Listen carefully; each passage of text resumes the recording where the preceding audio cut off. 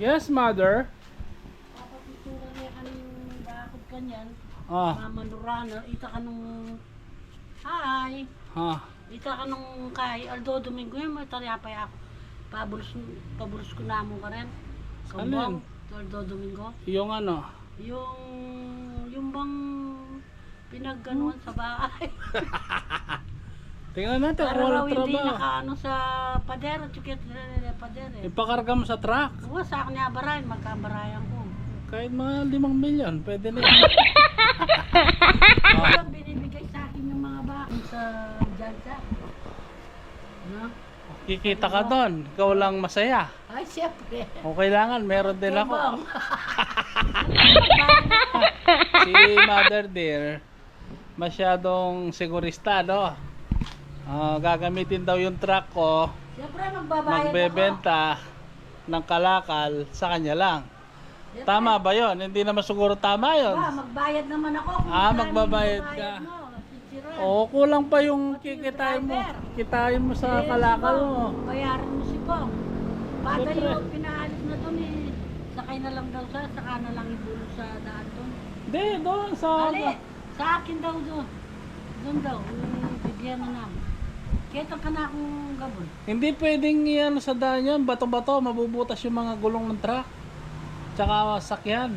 Dapat doon, topsoil or buhangin ang pinapanambak sa daan. Wala nang pinapatambak na bato-bato sa daan. Mayari ka rin nita? Hindi. Sino may sabi? DJ, bigyan na ka na ako. Buri ko, itambak ko na mo ka rin po. Takay itong pakana mo. Tignan natin. No, lawen mo. Ali po, para mamahin niya yung ako ilago. Sa ligong gamutan, baka kung itandala na ito. Kulang niya pa eh. Ang mahal pa naman ng lupa ngayon. Tumpakantan eh. Tumpakantan niya mo kanita, pwede yan siguro. Hoy, tangkiya ka, kay mo naman, kanita yung bilis mo karna. Tignan ko muna yung manok ko, ano, bago natin pag-usapan yan. San Domingo.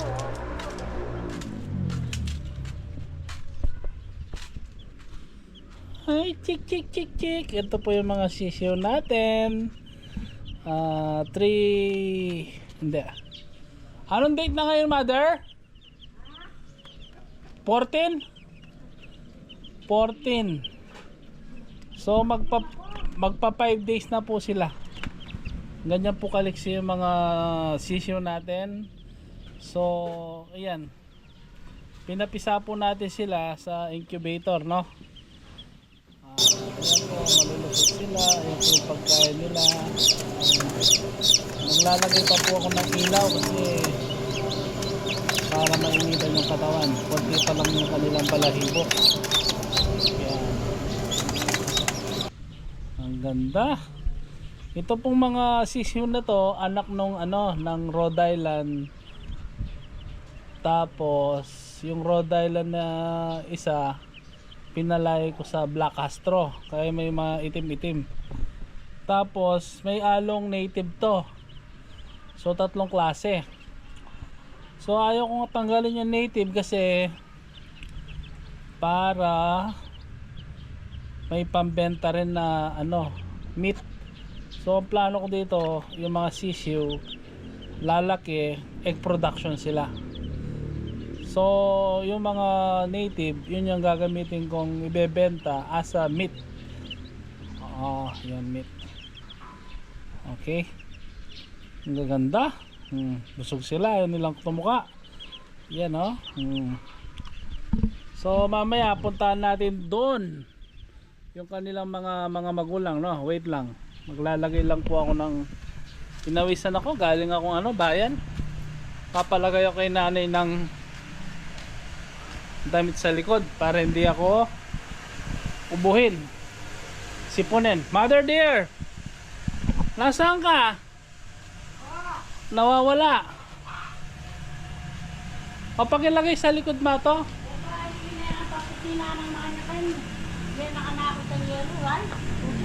Oo. Palagay ko sa likod. Anong yero? Puti ka pa, ang dami mo. Talwal na. Lila na kami to. Pati kang buto. Kahit yung kang JP ito, yung Oo. papalit mo yung mga aeron to. Ayan, tutulog ko na. Sa bagay, may kalawang na, oh. Ay, hindi, oh. Lagyan na Oo, yun. oo. Oh.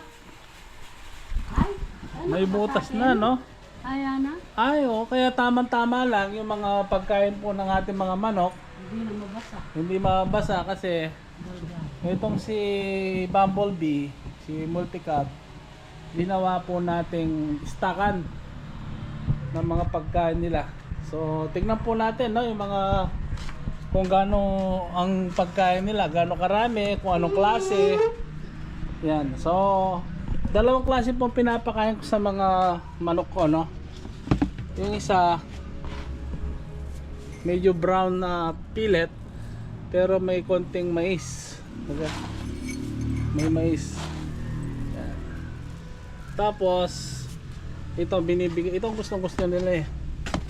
Itong kulay white. Yan. Yan po ang pagkain nila. Yan. So yung mga stock natin guys, ilan sako yan? 1, 2, 3, 4. Marami-rami po yan. Marami tayong stock na pagkain. So hindi po tayo mauubusan kahit magiging tag-ulan na yan. About naman sa pagbibreed ng manok, pag-aalaga ng manok. So binigyan lang po ako dati ng manok. Nagka-interest ako kasi nakakatanggal sila ng, alam mo na, minsan marami tayong ginagawa, na-stress tayo. Nakakatanggal ng pagod, nakakatanggal ng stress. So paggising mo, pakakainin mo sila. Kumbaga mayroon tayong everyday task. So ito sila, oh, pagdating ko, yan, sumasalubong na sila. So ang ganda po ng ano natin, no? Yung lalaki natin, no? Pasok. Pasok ka. Ito po yung pinakamatandang manok. Ewan ko paano siya nakakalabas. Diyan ka muna.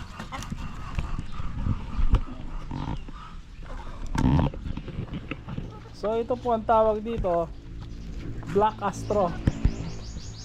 Black Astro. Ito white chocolate. Ito yung ating lalaki, no? Meron tayong mga 5 to 6 months na lalaki. Pero hindi pwedeng ilabas lahat yung mga lalaki kasi binubugbog. Pag ito kakasta dito, ayaw niya, gusto siya lang. So ito yung mga dark mahogany natin, no? Yung mga bulik, anak niya. Itong dalawa parang native yan, no? Nung binili ko yung mga manok, meron na silang sisiw yan. So nung napalaki ko yan, doon na ako nagka-interest bumili ng incubator. So yung mga manok ko nandun, yun ang mga unang pasisiw ko, no? Hindi ko pinalilim sa mga magulang nila.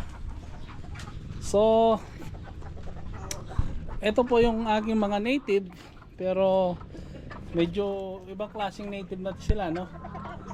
Medyo malaki kumpara sa traditional na native natin. Ayan. Tignan po natin. Yun! May nangitlog po, ayan, oh. May mga bago tayong itlog doon. Tignan natin kung may itlog din dito. Chikuki! Chiku, ayun, nahulog. Ayan, oh. Nahulog po yung itlog nila. Ayan. Alam ko anong ginawa.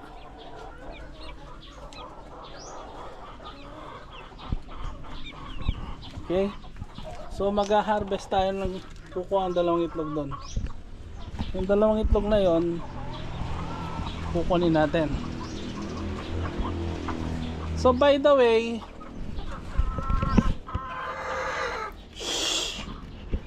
kukunin ko itlog niya. Ito po nasa 6 to 7 months. Yung po mga Rhode Island na to, no? Pero sa ganito palang buwan, nangingitlog na sila. Usog. So ito, oh, nakakatuwa, oh. Kukuha tayong itlog. Ito po yung totoong itlog. Yun yung ano natin, pinaka dami. Plastic lang po yun. Kasi nga, first time nilang mangitlog, kailangan may nakikita silang itlog. Ayan. So, dalawa na yung nangingitlog dito, no? Ang mga babae natin, 2, 4, 6, 7. Yung nangingitlog dito, yung isang yon. Tapos, itong dalawa na to. So, soon to be, no? Pagka nangitlog na lahat yan, ito yan, 7 days, 7 pieces a day. So, sa 10 araw, 70. Makakapag-produce tayo ng 210 eggs dito. So ang plano ko, magpaparami talaga, magpapasisyon na ako. Ayan.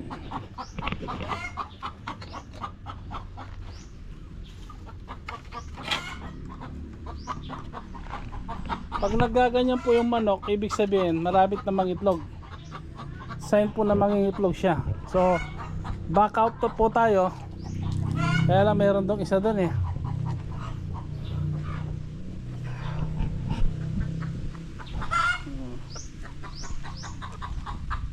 Gusto mangitlog.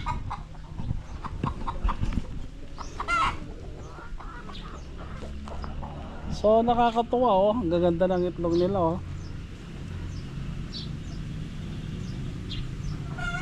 Yan po. Itlog ng Rhode Island. So hindi po siya kulay puti, no? Parang puti po sa video pero hindi siya puti. Ito po tinatawag na organic. 3 to 4 months. Yung tatlo na to.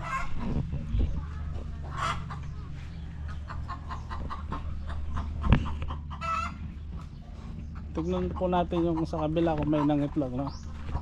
Dito.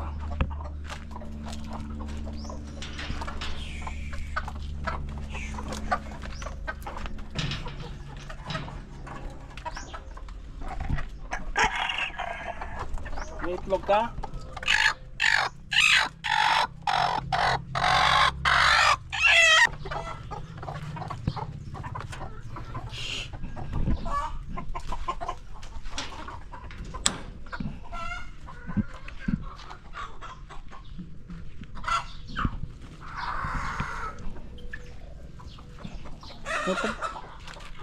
Ito pong brown na to, tinatawag na decal brown. Decal brown.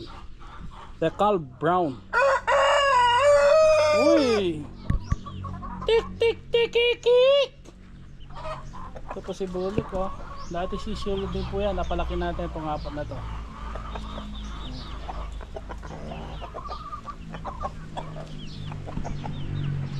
So pakakainin po natin sila, no? Para makita nyo.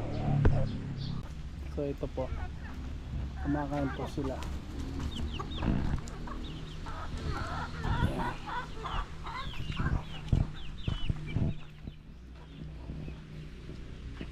Ito po yung nasa loob. Ayan.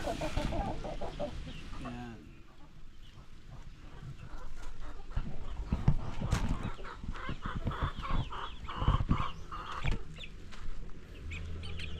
Ito po yung mga native. Ayan. Ito po yung nangingitlog, dalawa.